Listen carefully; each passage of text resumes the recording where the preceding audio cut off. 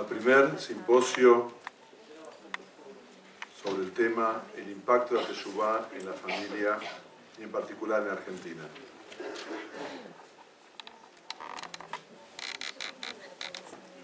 Como dicen nuestros sabios, Ama'aseh wa Ikar, lo fundamental son los hechos, y voy a relatar una historia de vida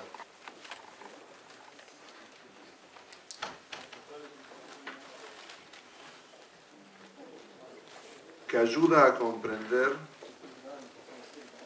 qué es lo que nos trae este día, no dormí hoy, a esta reunión. Hace un poquito más de 20 años, tengo solo 40, estábamos en una misión en Shlichut, en Venezuela, en Caracas. La comunidad de Caracas es 50% sefaradí, un poquito más, y el otro 50% ashkenazí, por lo menos antes del innombrable.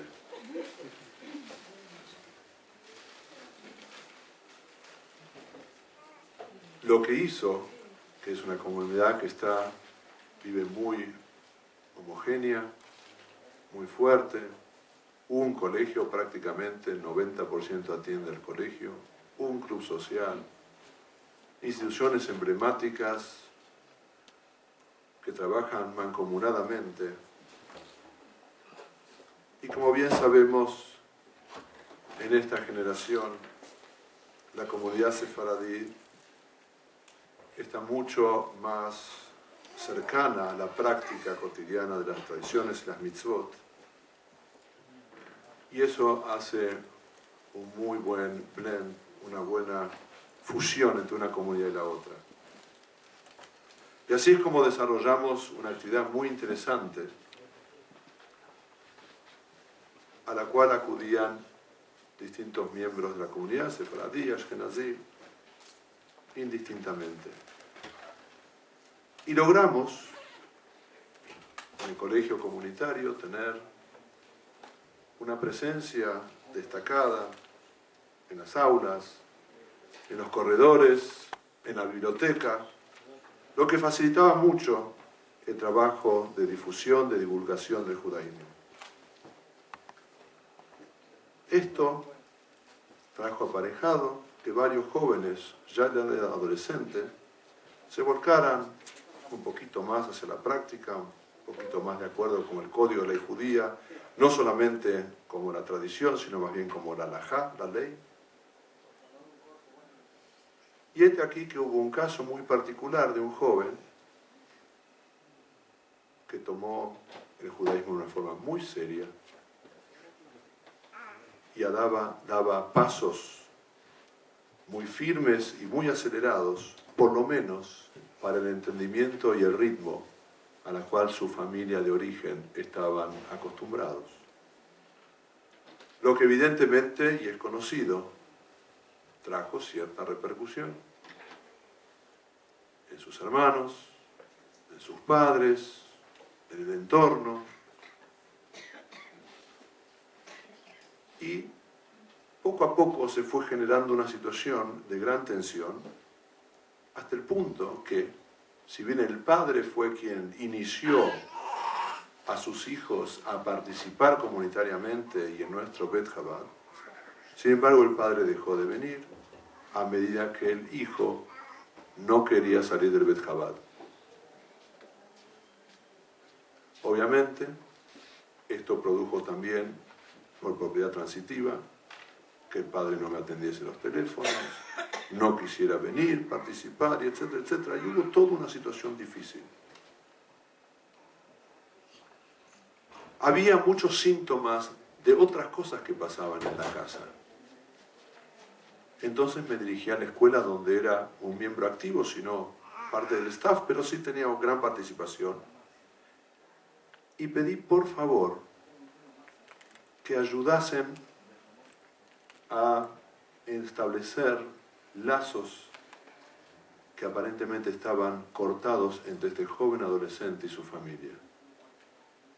Sería bueno que la directora o el gabinete psicológico, psicopedagógico, no importa cuál fuera la excusa, quisieran hablar con los padres para entender un poco qué pasa en la casa, ya que yo no tenía acceso. La primera respuesta que recibí fue: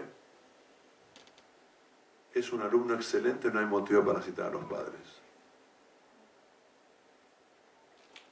Nadie hablaba ni de disciplina, ni de rendimiento académico, pero está claro que había una situación difícil en la casa y a veces un poco preocupante.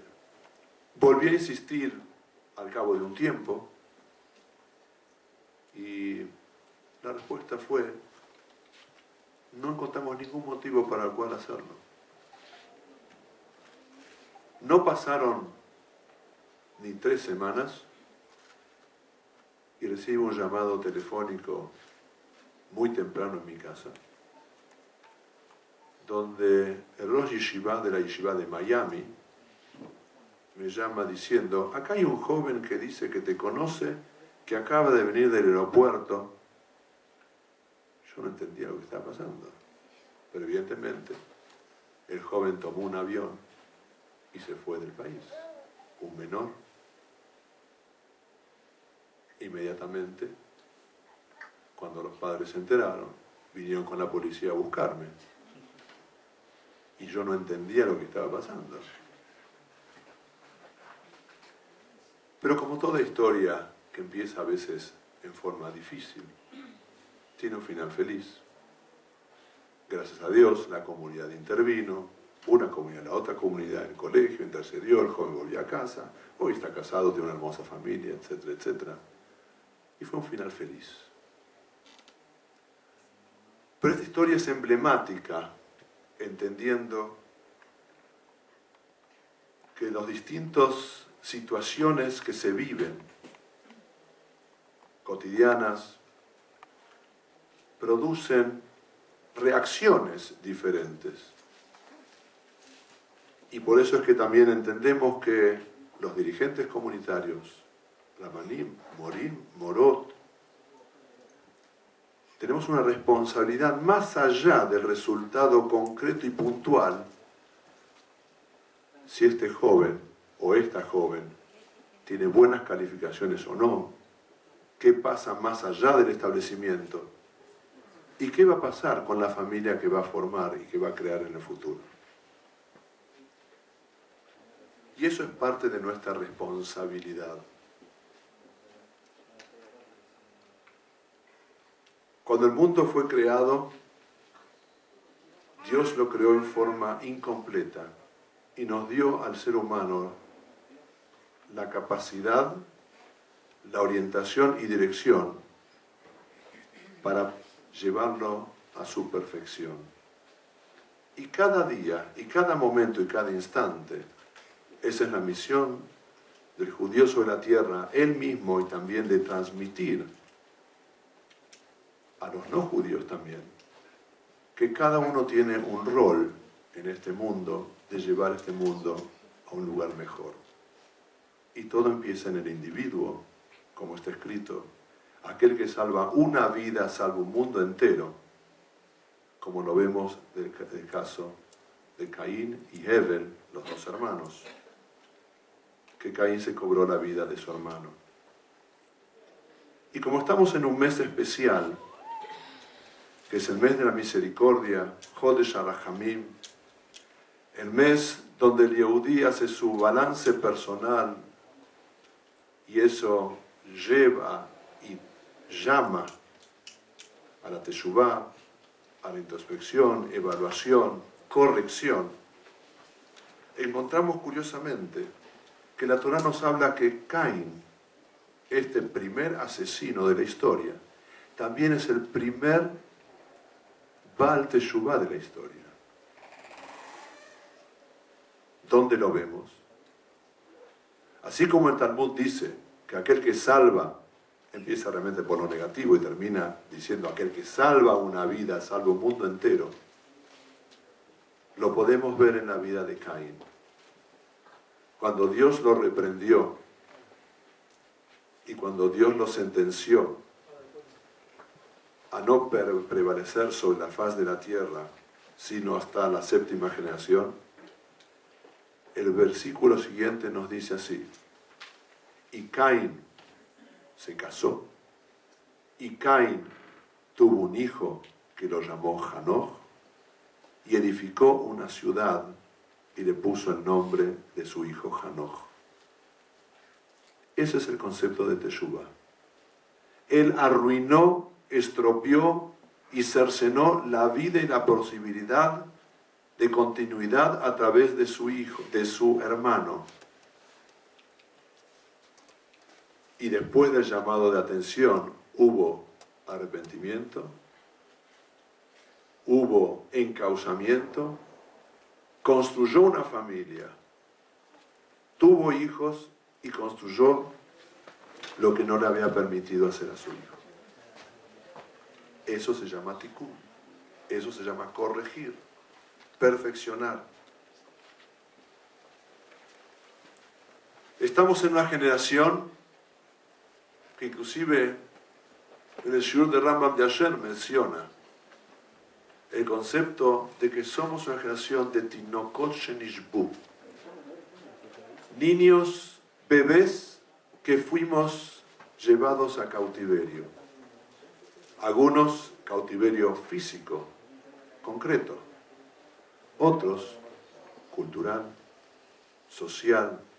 Estamos expuestos a una cultura que difiere mucho de nuestros valores. Y si nos criamos y nos educamos o enviamos a estos hijos a una educación secular, no importa si es laico o no, si es judío o no, quiero decir, pero es laica, esto inmediatamente hace que nuestros hijos adquieran valores y entiendan y aprendan valores que no necesariamente son los nuestros, y eso trae sus consecuencias.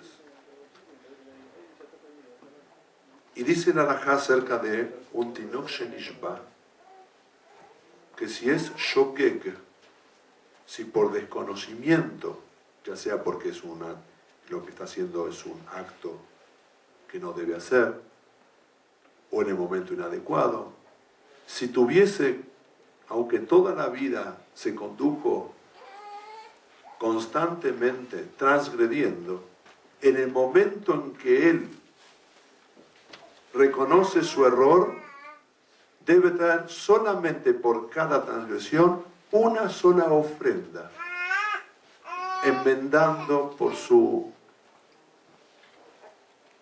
mala conducta. O sea, la palabra ofrenda en hebreo, que es korban, ya nos dice que Dios está dispuesto a aceptar nuestro acercamiento, nuestra ofrenda, como enmienda y como corrección para encauzarnos en el camino correcto.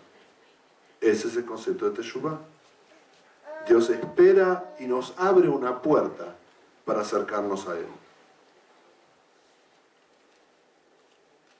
Estamos en el mes de la misericordia, donde eso nos predispone en una mejor forma, y como dice el Alter Rebbe, cuyo aniversario de natalicio se celebró el día de ayer, Jai Elul, el rey está en el campo, está accesible, no está en su palacio como en Rosh Hashanah y Kippur, sino que está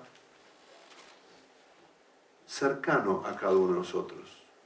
Y no solamente eso, sino con nuestra aproximación, nuestro encuentro hacia Él, Él nos muestra una semblante alegre y graciable para que nosotros podamos encontrar más fácilmente nuestro acercamiento. El mismo Alter Rebbe utiliza una expresión que leemos en el Humash esta semana. Cuando Moshe Rabenu, en sus últimos días de vida, nos hace atravesar un pacto, divide al pueblo en 6 tribus y 6 tribus, cada una sube a una montaña, Y entre la montaña hay unas tablas. Y en esas tablas hay un nuevo pacto que la Torá utiliza con la expresión Ba'er Eitev. Y traduce Rashi que fue ese pacto traducido en 70 idiomas. ¿Para qué hacía falta en ese momento 70 idiomas? Podemos entender que 70 idiomas podemos traducirlo literalmente. Entonces, ¿para qué sirve? Porque iba a haber una generación como la nuestra, donde muchos no entendemos la lengua sagrada y tenemos que recurrir a la lengua del país donde vivimos. Pero también hay otro sentido de 70 idiomas. Como dice el versículo, Hanoch lanar al pidarko, educa al niño de acuerdo a su personalidad, a su situación, su entorno, y eso garantiza que a lo largo de toda la vida va a ir creciendo y aprendiendo y madurando progresivamente hasta llegar a ser un adulto y no moverse de esos valores que le transmitieron sus padres. Y el Alter Rebbe utiliza esta expresión también en el prólogo, en el Shar Blat del libro Tanya, donde explica Ba'er Eitev en un lenguaje extenso pero corto, un análisis muy profundo de cuál es el camino y los pasos que el Yehudí tiene que seguir para estar cercano y entender la divinidad y vivir una vida impregnada de conciencia de la presencia divina constantemente.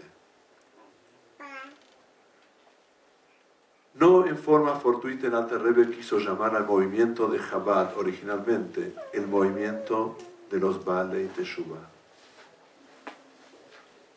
No Chabad ni Lubavitch. El Alter Rebbe no vivió en Lubavitch nunca. Solamente la segunda generación llegó a Lubavitch. Y el movimiento que él creó en su momento era un movimiento que lo designó como movimiento de la Teshuvah. Eso fue algo visionario, porque en ese entonces, ¿qué era un movimiento de Teshuvah? ¿Acaso la comunidad estaba expuesta a algo de lo que nosotros conocemos hoy? Televisión, internet, apertura, universidad. ¿Dónde era eso? Puede ser en las grandes ciudades. Pero, ¿cómo llegaban de una forma a la otra? Pero eso fue premonitorio y visionario. En ese momento muchas comunidades y grandes autoridades rabínicas no entendieron la impronta del movimiento hasídico. Hoy, ¿hay alguien que no se ocupa de iluminar, de acercar la Torá o acercar a la Torá a los miembros de Am Israel? No existe. Todas las comunidades están abocadas y embarcadas en una misión común. Las comunidades hoy entienden que un Yehudí, como dice el Talmud, Afal pi shechata Israel hu. Un Yehudí es un Yehudí, no importa en la circunstancia que esté. Sigue siendo un Yehudí en virtud de su alma Yehudía. Y hoy las comunidades entienden y ven los frutos de ese trabajo. Como dice el Talmud, donde el Baal Teshuvah puede posicionarse y alcanzar, aún los grandes tzadikim no pueden acceder. Porque el proceso de un tzadik es de arriba hacia abajo. Es algo que fueron iluminados y dotados desde origen, que es muy virtuoso. Pero Hashem quiere, como dice, Vehayaki tavo a la aretz, como esta persona dice, cuando llegues a la tierra, y el Baal Shem Tov explica que cada Yehudí es un Eretz Hefetz, por eso la tierra de Israel se llama también Eretz Atzvi, Eretz Sherratz, corre la tierra de Israel para cumplir el designio de Hashem. Así también el Yehudí es una tierra fértil, una tierra deseada que está llena de virtudes y talentos que lo hacen realmente característico en Bnei Israel. Y ese es el trabajo de nuestra generación, descubrir esos tesoros en nosotros y en el prójimo.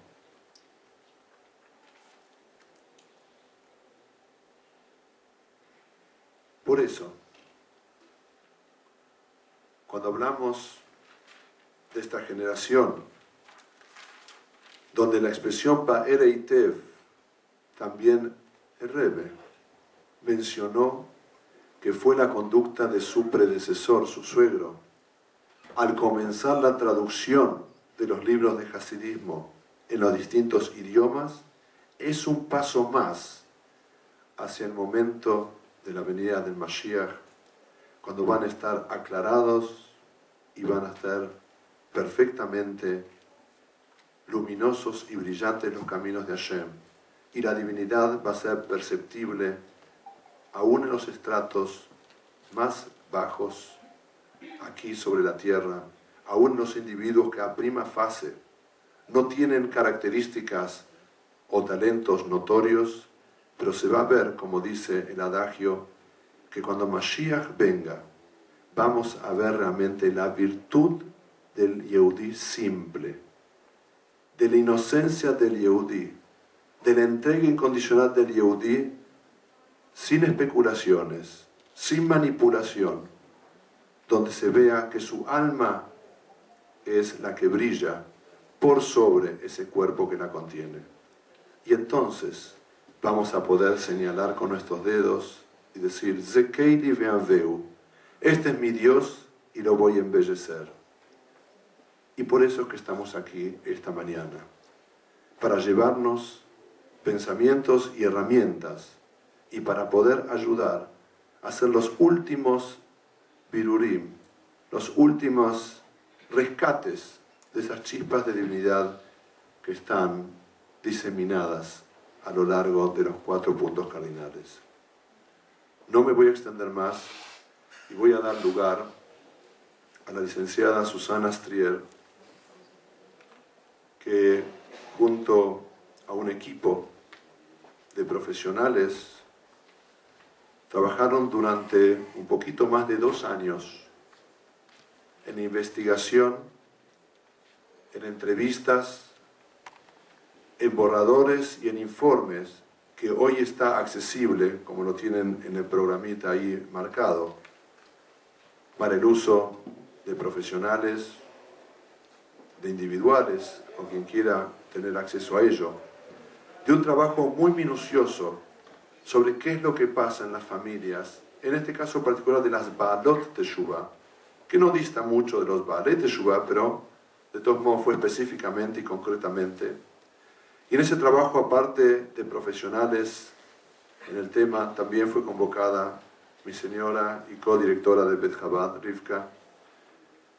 Y este trabajo que fue encomendado por una fundación que trabaja hace más de 15 años en esta investigación y que desarrollaron la misma tarea o con características similares en Estados Unidos, en Sudáfrica, en Holanda y en Eretz Israel. Y llegaron a Argentina para descubrir una nueva faceta de lo que puede permitir un trabajo de investigación. Y eso es lo que ellas nos van a comentar un poquito, qué es lo que hicieron, cuáles son las conclusiones que llegaron y qué es lo que realmente y concretamente se puede hacer.